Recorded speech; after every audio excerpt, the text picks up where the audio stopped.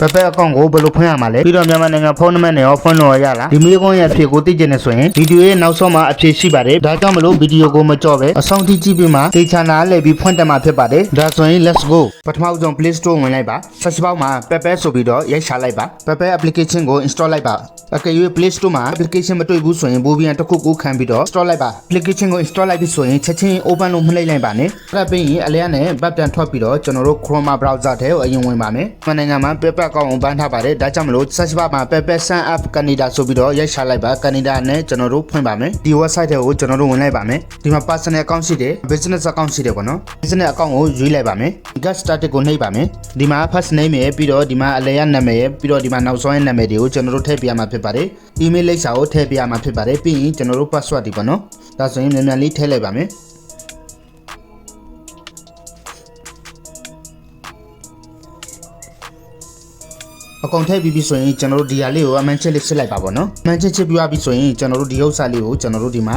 agree and created account ဆိုတာလေးကိုတစ်ချက်နှိပ်လိုက်ပါမယ်ပြီးရင်ခဏစောင့်ပါမယ်အဲ့ပြီးရင်ဒီနေရာလေးမှာအမှန်ချက်လေးချစ်လိုက်ပါပြီးတော့အခုရွေးခိုင်းတဲ့အတိုင်းကိုလိုက်ရွေးလိုက်ပါပေါ့နော်အဲ့ဒါပြီးရင်ခဏစောင့်ပြီးပါအဲ့ဒါပြီးရင်ဒီလိုမျိုးစာမျက်နှာပေါ်လာမှာဖြစ်ပါတယ် email ယူကကုတ်ဆိုတာလေးကိုတစ်ချက်နှိပ်လိုက်ပါမယ်နှိပ်ပြီးပြီဆိုရင်ဒီလိုမျိုးကောက်6လုံးကိုကျွန်တော်တို့ကြာလာမှာဖြစ်ပါတယ်ပေါ့နော်ဘယ်နေရာကြာလာမလဲဆိုရင်ကျွန်တော်တို့ခုန Gmail ရဲ့လိပ်စာထဲမှာဝင်လာမှာဖြစ်ပါတယ်ဒါဆိုရင် Gmail ထဲကိုဝင်ကြည့်လိုက်ပါမယ်မှာကောက်6လုံးကြာလာတာဖြစ်ပါတယ်941014ပေါ့နော်အဲ့ဒါဆိုရင်ဒီမှာရိုက်လိုက်ပါမယ်ပြီးပြီဆိုရင် submit ကိုနှိပ်လိုက်ပါမယ်အဲ့ပြီးတာနဲ့ဒီလိုမျိုးကျွန်တော်တို့ဒီမှာ you are all set ဆိုပြီးတော့ပြမှာဖြစ်ပါတယ်ဒီခဏစောင့်ပြပါအဲ့ပြီး get start ကိုထပ်နှိပ်လိုက်ပါမယ်ပါတော့သူဒီမှာမေးခွန်းနေမေးရတာဖြစ်ပါတယ်မေးခွန်း၄ခုဖြေပြရမှာဖြစ်ပါတယ်ကိုလောက်ချင်တဲ့ဟာလေးကိုရွေးလိုက်ပါပေါ့နော်ကျွန်တော်ဖြေလိုက်ပါမယ်ဖြေပြီးဒီမှာနှက်ကိုနှိပ်လိုက်ပါမယ်အနောက်ဆုံးမေးခွန်းပေါ့နော်ဖြေပြီးရင်၄ခုတော့ဖြေပြီးရင်ခဏစောင့်ပြပါအဲ့ပြီးရင်ကျွန်တော်တို့ထပ်ပြီးတော့ဘာမှမလုပ်ချင်ဘူးဆိုရင်ကျွန်တော်တို့အောက်ကဒီမှာရှိနေတဲ့ setup letter ဆိုပြီးတော့အဲ့ဒါလေးကိုတစ်ချက်နှိပ်လိုက်ပါမယ်ဒီလိုမျိုးစာမျက်နှာပေါ်လာပြီဆိုရင် business type နေရာမှာရွေးလိုက်ပါဒီမှာ individually ပေါ့နော်ပြီးရင်ဒီ business type မှာကျွန်တော်တို့ဒီမှာ public company ဆိုပြီးတော့ထည့်လိုက်ပါမယ်ပြီးရင် next ကိုနှိပ်လိုက်ပါမယ်အဲ့ဒါပြီးရင်ဒီမှာ legal business name ဆိုတဲ့နေရာမှာကိုယ့်နာမည်တွေထည့်ထားလို့ရပါတယ်ဒီဟာလေးကိုအမှန်ချစ်လိုက်ပါဒီ business register နံပါတ်ကိုပြီးမှထည့်ပါမယ်ပြီးရင်ဒီမှာမွေးတက္ကသိုလ်ထည့်ပါမယ်ဒီနေရာမှာ product or service နေရာမှာကျွန်တော်တို့ရွေးပေးရမှာဖြစ်ပါတယ်ဒီမှာ digital code application ဆိုပြီးတော့ရိုက်ထည့်လိုက်ပါမယ်ဒီမှာ auto list နေရာမှာကျွန်တော်တို့ငွေပေါင်းနေရွေးပေးရမှာဖြစ်ပါတယ်ကျွန်တော်တို့တစ်ခုခုရွေးလိုက်ပါမယ် promise နေရာမှာကျွန်တော်တို့ရွေးပေးရမှာဖြစ်ပါတယ်ဒါဆိုရင်ကျွန်တော်တို့ဒီမှာရွေးလိုက်ပါမယ်ပေါ့နော်